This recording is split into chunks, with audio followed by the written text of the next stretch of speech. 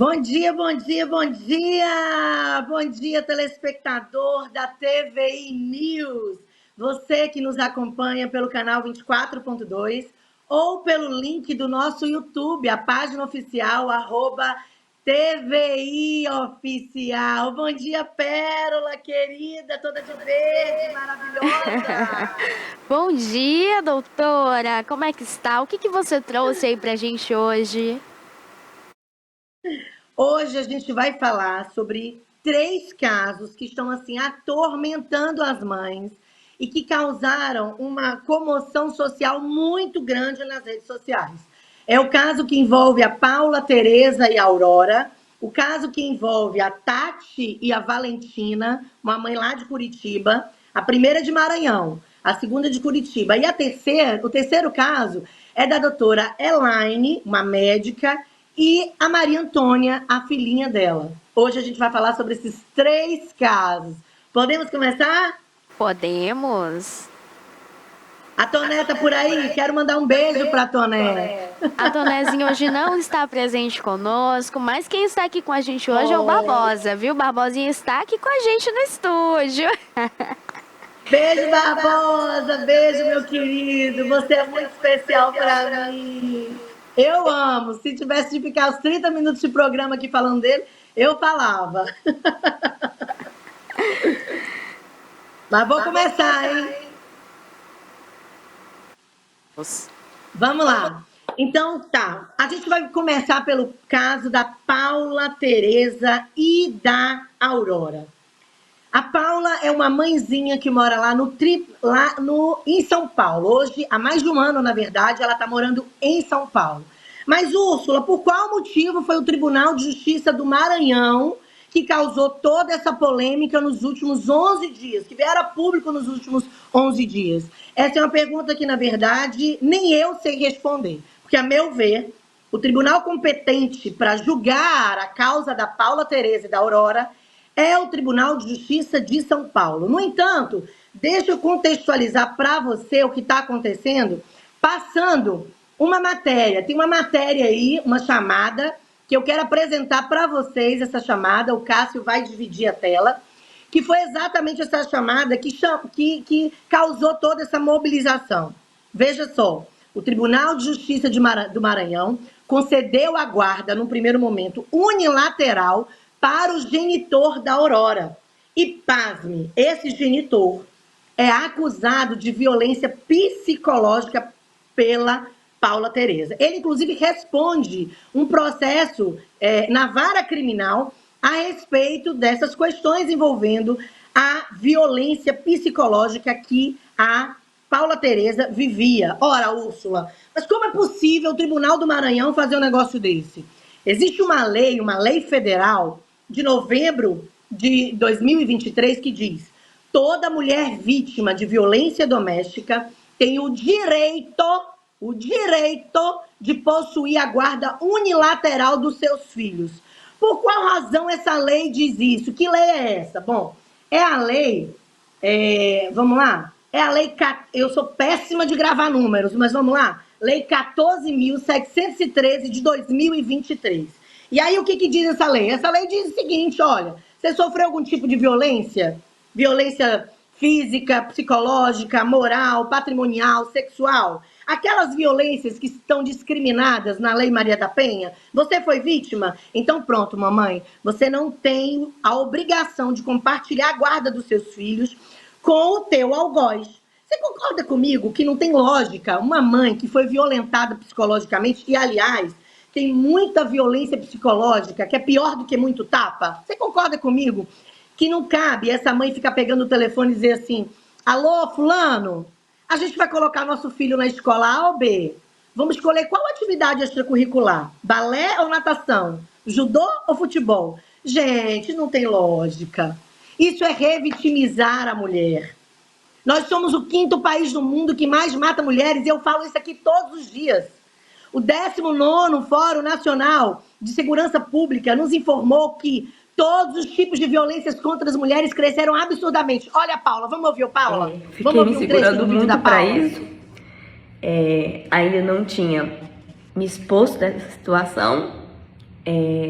tudo que aconteceu até o momento, toda a movimentação que teve, foi realmente de mães e mulheres que se colocaram no lugar do outro. Porque se você é mãe e você imaginar tirando um filho seu de dentro da sua casa e levando para morar a 3.000 quilômetros de distância porque você precisa trabalhar naquela cidade, é muito difícil. Então, se você, qualquer mãe ou qualquer mulher que zele, né, pelo seu trabalho, pela sua família, eu acho que se comoveu com a minha situação.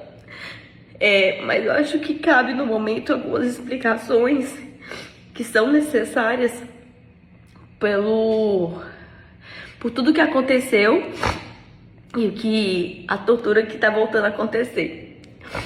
No final do ano, né, acho que a maioria das pessoas souberam de uma decisão que foi dada em Balsas, né, da questão da guarda da minha filha, no qual o juiz ele deu a guarda, não somente a guarda unilateral para o genitor, mas como também na decisão ele proibia de eu ter contato com a minha filha. Só poderia ter contato por telefone e eu só poderia ver minha filha em julho, nas férias escolares. E olhe lá, né? Se até lá não entrasse com um recurso, uma petição para me tirar esse direito de ver a minha filha. Dá uma pausa, então, por favor. Em dezembro Dá uma saiu pausa. essa decisão. Olha só, o juiz, que no primeiro momento tinha decidido favoravelmente a mudança da Paula. Paula pediu uma autorização judicial para mudar para São Paulo, porque ela foi transferida na empresa que ela trabalhava, uma multinacional. E ela foi para São Paulo. Esse juiz, além de deferir a mudança, autorizar a mudança, ele declinou a competência do processo para São Paulo. Por que, Úrsula? Esse cabelo hoje não está contribuindo. Porque todo processo que envolve menores precisa tramitar na vara, na comarca, onde a criança está morando. Ora, se há 1 ano a Paula está morando com a Aurora lá em São Paulo, por qual motivo o Tribunal do Maranhão agora pega de volta esse processo para decidir arbitrariamente o que decidiu? Lembrando que, você viu o que a Paula falou? A Paula falou de um juiz de primeira instância que tirou a guarda dela, deu a guarda unilateral a esse pai, acusado de violência doméstica psicológica, que, aliás, tem um áudio aí, um vídeo de um psiquiatra nas redes sociais que chama esse cara de psicopata, que fala sobre questões atinentes ao caráter psiquiátrico e psicológico desse cara, ao perfil comportamental dele. Aliás, se tornou assim um boom nas redes sociais, parte desse áudio em que um profissional da área de saúde comenta sobre o perfil desse genitor. Mas vamos voltar. Você viu que a Paula falou agora? Que o juiz deu a guarda unilateral para o pai, proibiu a Paula de falar com a filha, dando a ela somente o direito de visitar nas férias escolares? Pois é, esse mesmo homem, esse mesmo juiz, foi o juiz que outrora autorizou a mudança da Paula para São Paulo e, inclusive, declinou a competência para o Tribunal de Justiça de São Paulo. Uai, por que será que esse juiz mudou assim, repentinamente? Por que esse juiz, no primeiro momento, autorizou a mudança da Paula para São Paulo, declinou a competência e, do nada, ele tira da Paula a guarda da filha, dando a guarda unilateral para esse genitor e dizendo que a Paula só poderia ver nas férias de julho, malmente falar por telefone. Uai, gente, tem alguma coisa estranha nisso, não tem? E é exatamente isso que as redes sociais estão falando. Por quê? Porque esse cara é um cara milionário, é um cara com muitos recursos.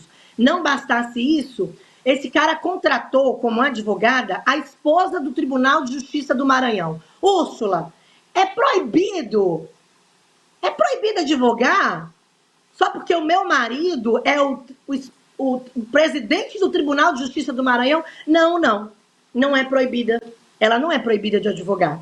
Mas todos nós sabemos a terra que vivemos, o país em que estamos, Nós sabemos que nos bastidores de um processo existe, infelizmente, impactos de influência, impactos de pedidos, impactos de todas as outras questões que nos levam a acreditar que motivaram essa mudança tão repentina dessas decisões. Ora, os advogados da Paula agravaram dessa primeira decisão. E aí o processo foi para o Tribunal de Justiça do Maranhão. Chegando lá, as desembargadoras mulheres, segundo chegou ao meu conhecimento, e eu estou aqui na condição de comunicadora, resolveram que o melhor interesse da criança, portanto da Aurora, era ser retirada abruptamente da convivência de sua mãe. Uma mãe amorosa, uma mãe zelosa, uma mãe que se mudou para São Paulo para trabalhar, uma mãe que o tio e a família do genitor têm se posicionado favoravelmente. Aliás, também foi um boom nas redes sociais, um vídeo que o tio do genitor dessa criança gravou falando assim, é um absurdo tirar essa criança dessa mãe. Porque a Paulinha é uma menina doce, uma menina amável, uma menina cheia de qualidade, predicativos, etc, etc. Então, o tio do genitor se colocando contrário ao que o Tribunal de Justiça do Maranhão está fazendo. E aí, Úrsula, o que está acontecendo agora? Está acontecendo agora que há 11 dias o Tribunal de Justiça do Maranhão está em silêncio, cerrou a boquinha, ó, boca fechada. O CNJ recebeu inúmeras denúncias de um grupo de mães que se uniu para apoiar a Paula. Porque hoje é a Paula, amanhã pode ser eu, amanhã pode ser você. E aí o que aconteceu? Todas fizeram uma denúncia coletiva, individual e coletivamente ao mesmo tempo, né? Mas individuais as denúncias para o CNJ. Mas há 11 dias, o Tribunal de Justiça do Maranhão, tá caladinho. E o CNJ, caladinho. E onde fica o protocolo? O protocolo de julgamento sob a perspectiva de gênero. Eu, Úrsula, acho, comunicadora, mulher, mãe e advogada que sou, que o Tribunal de Justiça do Maranhão não tem conhecimento do protocolo de perspectiva de gênero quando da prolatação de suas decisões. Eu penso que rasgaram, embolaram e colocaram numa gaveta. Por quê? Porque, para mim, é nítido que não somente uma lei federal foi violada pelo Tribunal de Justiça do Maranhão, como também princípios constitucionais, direitos constitucionais, como também o próprio ECA e o melhor interesse da criança. Úrsula, e o porquê que o silêncio ensurdecedor do tribunal há 11 dias? Porque as redes sociais bombaram e mostraram para o tribunal que a sociedade não está indiferente ao caso da Paula. As mães se uniram coletivamente de maneira a brecar o trator que já estava passando por cima dessa mãe. Aliás, deixe-me dizer uma frase que eu tenho utilizado ao longo dos últimos tempos. Infelizmente, o judiciário se transformou numa máquina de moer e triturar mulheres. Por que eu estou falando isso, Úrsula? Estou falando isso porque o caso da Paula não é uma exceção. Na verdade, se transformou numa regra. E eu vou agora contar para vocês o caso da doutora Elaine. Elaine, lá de Minas Gerais. Uma médica que perdeu a guarda da sua filha há pouco mais de 55 dias para um genitor extremamente agressivo. Ela, inclusive, colocou nas redes sociais vídeos desse cara ameaçando bater, ameaçando quebrar o telefone, agindo de forma truculenta com ela, na presença dos pais dela e na presença da própria criança e das outras filhas dela. Roda aí, produção, um pouquinho daquele vídeo da doutora Elaine, a mulher que está com a blusa verde, por favor. Vamos Meu lá. nome é Elaine Moreira, eu sou médica, tenho 47 anos e há 50 dias eu vivo o maior pesadelo da minha vida. A minha filha de somente 3 anos foi retirada dos meus braços, entregue para o meu ex-marido, por uma decisão judicial de uma juíza da cidade de Juiz de Fora, que deu a guarda unilateral da Maria Antônia para o meu ex-marido. Sim, o que me agredia psicologicamente, me agredia verbalmente, me agredia fisicamente, na maioria das vezes, na frente das crianças. E eu tive coragem de denunciá-lo pela Lei Maria da Penha. Hoje eu tenho medida protetiva.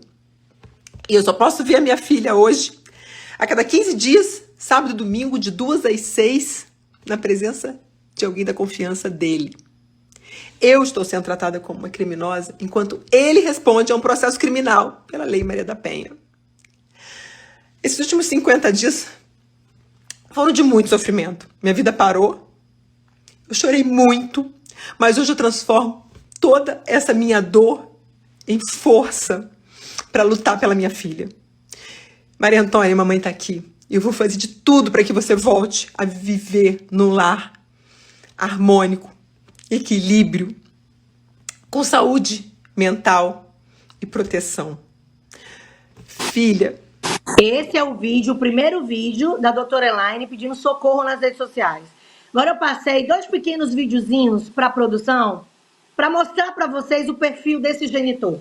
Vídeos em que ele está agredindo verbalmente, moralmente a doutora Elaine na frente dos pais e da própria criança. Transmite aí um pouquinho, só um pedacinho desses vídeos, produção, por favor. Tá registrado. Arrombei a porta ali, tá? Arrombou a porta. Então os pais dela e a criança. Esse celular, se não quebrar a tua cabeça, tá? O que é isso? Você disse? Quer que eu chame a polícia? Tá filmando? Chama a polícia e chama qualquer coisa que você quiser fazer, chamar, tá? Não. Eu já te falei, tá? Tira esse celular que eu vou quebrar essa cabeça. Tira esse celular daqui. Tira esse celular, tá? Tá filmando o celular? Tira o celular, que vou usar o celular. Foi para esse genitor que o Tribunal de Justiça de Minas Gerais entregou a Maria Antônia. Tem um outro trechinho de um outro vídeo? A gente consegue mostrar o outro trechinho? Diz para mim, produção. Cenas fortes, hein? Conteúdo sensível. Vamos lá. Tá filmando? Tá filmando aqui? Tá filmando o quê, filho da puta? Olha. Ai! Tá filmando o quê? Tira a mão de mim, tira a mão de mim. Tá bom pra você? Ele agrediu a doutora Elaine. A criança tava ali, na caminha, ao lado da cama, né? Pra dormir. E ele, na presença da filha, ele com certeza já estava agredindo quando ela finalmente decidiu pegar o telefone celular e começar a gravar. É para esse tipo de genitor que o judiciário está entregando as nossas crianças. Úrsula, e por que isso acontece com tanta frequência? Porque existe uma lei chamada Lei de Alienação Parental, a LAP, que precisa ser revogada o quanto antes, em caráter de urgência. E o que essa lei, qual que é o objetivo dessa lei? O que essa lei fala? Bom, essa lei, por qualquer motivo e brecha, dá aos genitores as possibilidades de arrancar das mães amorosas, zelosas, os seus respectivos filhos. Por quê? Porque os genitores, principalmente os violentos, os narcisistas, aqueles que têm um perfil comportamental extremamente agressivo, em regra, eles, quando percebem que a vítima já não está ali na teia, já não dá tanta bola para o que ele está fazendo, o que ele começa a se utilizar? Ele começa a se utilizar dos filhos menores do casal. Exatamente. Ele começa a se utilizar das crianças. E o que significa isso? Isso significa violência vicária. Tem aí, produção, para dividir a tela? O que significa violência vicária? Para a gente compartilhar com o nosso telespectador. A violência vicária é quando os agressores, os abusadores, os genitores, em regra, se utilizam de terceiros, especialmente e majoritariamente os filhos do casal, para fazer o quê, Úrsula? Para atingir as suas ex-mulheres, ex-companheiras. Essa é uma forma de causar dor emocional à vítima. Atingir indiretamente as vítimas, por vezes expondo os filhos, por vezes travando processos judiciais com acusações de alienação parental, com acusações degradantes a respeito de sua moral, a respeito de sua ética, a respeito da sua pessoa, do seu psiquê. Ela é louca, ela é psicopata, ela é maluca. E isso é namoradeira, isso é aquilo. Essa mulher alienadora, ela fala mal de mim pro meu filho. Enfim, cria diversos... Ela mudou sem autorização. No caso da Paula, a mudança foi com autorização, tá? Em diversos outros casos que chegaram ao nosso conhecimento também. Mas se utilizam de toda e qualquer brecha para arrancar os filhos e as filhas menores dessa mãe, né? A violência vicária, inclusive, com fé em Deus, será acrescentada na Lei Maria da Penha. É um projeto que está em trâmite, que já foi aceito na Câmara dos Deputados, no Senado, etc., e que está aí em discussão, na fase final da discussão, e que provavelmente essa tipificação de violência, que é a violência vicária, será, sim, acrescentada na Lei Maria da Penha. Por quê? Porque, infelizmente, se tornou recorrente. O caso da Paula Tereza, o caso da doutora Elaine, não são exceções, se tornaram regras. E aí, Úrsula, por que muita mulher ainda insiste em ficar em silêncio, tem medo de denunciar? Ora, eu não sei se vocês acompanharam a descondenação, tem essa palavra, produção? Conta pra mim. A absolvição do Daniel Alves, aquele jogador de futebol lá na Espanha, brasileiro, mas que está lá na Espanha. Ele não foi condenado? Quer dizer, estava sendo investigado, passou um tempo preso, mudou de versão mais 5 vezes. Olha ele, que lindinho. Ó, mudou de versão tanto de vezes, e aí ele falou uma coisa, falou outra, daqui a pouco ele mudou de novo. Mas agora, por incrível que pareça, depois que pagou uma fiança milionária para sair do Chilindró, a justiça espanhola resolveu absolver o Daniel. Oh, que gracinha! A palavra da vítima novamente foi invalidada, ignorada. A vítima novamente foi silenciada, subjugada a esse tipo de violência que ela sofreu e a todas as outras, que todas as outras mulheres, assim como eu e outras cidadãs comuns, enfrentam todos os dias. Úrsula, por que você saiu de um caso que fala de violência vicária, de 2 mães que perderam a guarda, para o caso do Daniel Alves? Porque, veja, a mulher tem sofrido violência de todas as maneiras, de todas as formas, inclusive processualmente falando. E aquilo que a gente achava que era só a justiça brasileira que fazia, nananina não. A justiça mundo afora faz. Sabe por quê? Porque, infelizmente, as mulheres ainda são subjugadas a contextos de violência e são silenciadas de todas as maneiras, mesmo depois que decidem romper o silêncio. O nosso judiciário e o judiciário mundial, ele tem traços patriarcais, misóginos, machistas, preconceituosos e elitistas. E todos os dias, como uma máquina de moer mulheres, ele passa por cima de cada uma de nós. Ora, eu falei no início do programa que também ia abordar um caso da Tatiana e da Valentina lá de Curitiba. Talvez eu não tenha tanto tempo para abordar hoje sobre esse caso, mas eu quero trazer para vocês somente um panorama superficial desse caso. A Tatiana, ela teve a sua filha retirada dos seus braços e a Valentina foi encaminhada para um abrigo da cidade. Exatamente. E agora ela está prestes a ser adotada por uma família estranha. Mas a Valentina tem mãe. Só que a mãe da Valentina, no período que morou no abrigo, junto com a filha, denunciou algumas situações que estavam acontecendo no abrigo. E aí aquelas autoridades, ao invés de se unirem a essa mãe, no sentido de ajudá-la, de socorrê-la e de socorrer aquela criança, decidiu encaminhar para a justiça relatórios acusando essa mãe de diversas situações, inverídicas inclusive, a fim de que ela perdesse a guarda da sua própria filha. Eu tenho uma coisa para dizer para você. É muito difícil que rico nesse país perca a guarda de uma criança, tá? É muito difícil, mas acontece. O exemplo disso é que a doutora Elaine, médica com a vida estabilizada, está passando por esse traumático processo que fez com que ela perdesse temporariamente a guarda da sua filha, mesmo sendo apta para cuidar e educar das suas outras filhas, que continuam sob os seus cuidados.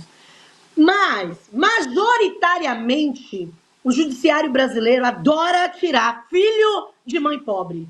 Porque mãe pobre não presta para ser mãe, né? Assim, doutores? Claro que não. Em muitos casebres, sem tantos recursos financeiros, o que transborda é o amor. A Valentina tem um quarto montado na casa de sua mãe, que se reergueu, que lutou, se reinventou e está aí de pé, aguardando a filha voltar para o quarto que lhe pertence, para os braços que lhe pertence e para a família materna que lhe pertence. fica aqui o nosso apelo, não somente ao Tribunal de Justiça do Maranhão, como ao Tribunal de Justiça de Minas Gerais, ao Tribunal de Justiça de Curitiba e, aliás, ao Tribunal de Justiça da Bahia e ao Judiciário como um todo. Sejam mais cautelosos. O melhor interesse do menor precisa realmente ser observado. A retaliação, a vingança processual desses genitores não pode envolver diretamente os seus filhos, ou, ainda que os envolva, ao judiciário cabe a obrigação de ter a sabedoria de conduzir esses casos de maneira a não trazer mais traumas e revitimizar mulheres que já são vítimas de violência psicológica, moral, às vezes física, como foi o caso da doutora Elaine, né? Sexual e tantas outras violências que a gente vê mundo afora. É preciso que tenham sensibilidade. E quando eu falo de sensibilidade, eu não estou falando só de julgadoras mulheres. Eu estou falando de julgadores como um todo. Aliás, o caso da Paula, as desembargadoras, né? As juízas de segunda instância, que a gente chama de desembargadoras, são mulheres. E essas mulheres decidiram afastar a mãe da própria filha, como se essa fosse a decisão mais acertada. E nós sabemos que não é. Nós sabemos que não é. Então, tem um parlamentar, o doutor Iglesio, que inclusive abraçou a causa da Paula, assim como outros vereadores, deputados e autoridades políticas abraçaram. E ele disse semana passada que vai trazer à tona todos os nomes dos magistrados e das desembargadoras que estão envolvidas nesse processo. Todos os nomes dos advogados e, de porventura, do esquema, ele afirmou, do esquema que existe nos bastidores desse processo. E a verdade é que chegou a hora, e passou da hora, de começar a dar nomes aos bois. Porque só dessa maneira, para ver se a gente consegue ver decisões mais lúcidas, razoáveis e que, de fato, observem o melhor interesse dos menores. Não é possível que estamos todos nesse país, que é o 5º país do mundo que mais mata mulheres, e que o nosso judiciário não se posicione favoravelmente, de forma sensível, às mulheres como a Paula, como a doutora Elaine e como a Tatiana, que lutam por suas filhas. Não é possível. Olha, não aceitaremos mais. E eu quero encerrar a minha participação de hoje aqui na TV, o meu programa, dizendo que nós não soltaremos as mãos dessas mães. Úrsula, por quê? Você é advogada delas? Não. Mas se tiver de colaborar juridicamente, eu colaborarei, farei de tudo para que isso aconteça, para unir forças, se necessário for. Por quê? Porque hoje são essas mães que estão passando por isso. Amanhã pode ser eu, pode ser uma de nós mais próximas. Eu não preciso esperar que uma irmã minha passe por isso, uma prima minha passe por isso, uma amiga ou conhecida passe por isso, para que eu me posicione de forma veemente contra decisões como essa, contra encaminhamentos judiciais como esse. A Aurora não merece isso. A Valentina não merece isso. A Maria Antônia não merece isso. E, portanto, nem a Paula Tereza, nem a Tatiana, nem a doutora Elaine merecem passar por esse pesadelo. E fica aqui a minha pergunta. Quantos dias mais esses tribunais do Maranhão, de Minas Gerais e de Curitiba vão precisar para analisar recursos pendentes de julgamento e modificar essas decisões tão absurdas? Porque eu poderia dizer que são decisões teratológicas, vocês não iriam entender. Então, prefiro dizer que são decisões absurdas, são decisões injustas, que precisam ser imediatamente reformadas. E é isso. Eu espero mesmo que, de forma sensível e humanizada, Úrsula, a rota seja recalculada por esses julgadores. É isso. Um beijo a cada um de vocês e até semana que vem. Úrsula, você consegue me ouvir? Consigo te ouvir. Esse caso, então, de Paula e Aurora, a gente também tem um adendo aí, uma observação dentro desse caso, em relação a um caso que é de São Paulo ter ido para o Maranhão. O ex-companheiro, então, da Paula, o pai, então, da Aurora, ele é ex-prefeito ali da cidade, então, de Balsas, e fica no Maranhão. Além de tudo, Isso. a advogada, então, dele, que está cuidando do caso dele, ela é esposa do presidente do Tribunal de Justiça do Maranhão. Exatamente. E além de Exatamente. tudo, a gente consegue observar aí, então, que tem o quê? Uma interferência ali dentro do processo, né? Uma interferência política que Infelizmente. vai... Esses casos, quando a gente fala e a gente se coloca na posição de mulher, a gente observa, né, que além da violência doméstica que ela havia sofrido, os casos ali que foram denunciados pela Paula dentro da violência doméstica constitui também a troca de chip. A criança nasceu nos Estados Unidos, ela tinha trocado de número diversas vezes porque ele ficava com as conversinhas, né? Aquelas conversas Verdade. bonitas que a gente sabe, de ciúme, que não quer ninguém conversando com a esposa, porque isso, porque A aquilo, Paula foi mentira. violada por ele até no momento do parto da Aurora. Ele não queria que nenhum homem médico homem, tocasse na Paula. Ela sofreu tanto que tinha que sofrer até que uma mulher chegasse, uma médica mulher chegasse para atender, né? Os familiares maternos reclamam que não tiveram acesso a Paula naqueles dias, né? E é importante que se diga que, além do fato de que o genitor tem uma grande influência política em Balsas e no Maranhão, e além da advogada dele ser a esposa do presidente do Tribunal de Justiça, é importante que se diga que ele nunca morou lá em Balsas. Ele montou uma casa em Balsas exatamente para levar o judiciário a decidir favoravelmente a ele. Ele montou uma casa em Balsas no final do ano, né? Começou a mobiliar e, ao que parece, tudo foi cirurgicamente pensado. De forma estratégica, ele já estava sendo orientado. Tanto é que um cara que nunca teve casa em Balsas, de repente alugou uma casa, mobiliou uma casa, né? Ele estava visitando a Aurora tranquilamente em São Paulo, até porque os familiares dele têm casa em São Paulo, né? E eu tô falando de um cara muito rico. Se precisar de um helicóptero para ir visitar a filha esse final de semana, vai ter. Eu tô falando de um cara acima da média, financeiramente falando, né? E ele nunca teve o direito dele, enquanto genitor, cerceado pela Paula. Mas, infelizmente, essas observações que você fez agora são observações pertinentes que envolvem esse contexto de violência doméstica e de violência processual que a Paula está vivendo. E eu acredito, sim, que existe uma influência nos bastidores desse processo que fizeram com que o tribunal ignorasse uma lei federal, ignorasse princípios e direitos constitucionais e, inclusive, o melhor interesse da criança. Porque eu não posso acreditar que tirar a Aurora da Paula, depois de 2 anos e meio, que ela convive com a mãe, uma mãe amorosa, zelosa, que cuida, que dedica 100% da vida dela praticamente à Aurora, seja a melhor opção e o melhor caminho para essa criança. Claro que não é. A Aurora ainda amamenta, ela ainda mama no peito, ela dorme de conchinha com a mãe todos os dias. O que leva um judiciário tão insensível, tão frio, a acreditar que arrancar essa criança dessa mãe, de fato, é o melhor caminho? Pelo amor de Deus, isso é surreal.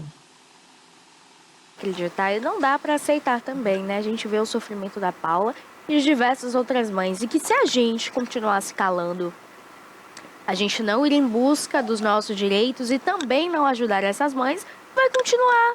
E aí, olha, hoje é um caso de Paula, lá em São Paulo, que responde no Maranhão. Amanhã é de Joana, em Brasília, outra no Rio de Janeiro, mas daqui a pouco é um familiar seu, daqui a pouco é você. Então a dor, ela não precisa só doer quando tá no nosso pezinho o calo, não. O calo do amiguinho, o calo do coleguinha, ele também dói. Mesmo que não seja você, mas tá doendo. Então, que a gente não tire esse direito dessas mães, né? A gente sabe o quanto a mãe, ela luta por um filho. E a gente entende que o amor de uma mãe é maior do que qualquer um outro, né? Tanto que, religiosamente, a gente observa aí, né? Que Deus compara o amor dele como o amor de uma mãe. Então, que essas mães, elas consigam encontrar aí o seu direito e que elas tenham esse amor dos filhos, pelo menos, né? Elas consigam ali passar uma criação honesta e digna para eles. Aí fica o nosso apelo final. Nos deixem viver em paz. Nos deixem exercer a nossa maternidade em paz. Nos deixem respirar. Hoje está completando 12 dias que a Paula está sem respirar. Hoje já passou dos 50 e tantos dias, quase 60, que a Elaine não está respirando. E que a Tatiana, 2 anos e 3 meses, não respira direito. Então fica o nosso apelo para o judiciário desse país. Nos deixem respirar. Parem de nos matar, inclusive processualmente falando. Parem de nos perseguir. Vocês transformaram o judiciário numa máquina de triturar e moer mulheres. O judiciário se transformou numa máquina de triturar e moer mulheres. Parem de nos matar, de vilipendiar os nossos direitos. Parem de nos ignorar e vilipendiar direitos básicos constitucionais, tanto nossos quanto dos nossos filhos. Nós merecemos ter paz. Nós merecemos viver uma maternidade em equilíbrio, em harmonia, para proporcionar aos nossos filhos um lar equilibrado. Nós precisamos que o judiciário, de fato, observe o protocolo de gênero quando das suas decisões, porque é o judiciário que, infelizmente, tem se transformado em mais um instrumento de vitimização e revitimização de milhares de mulheres desse país.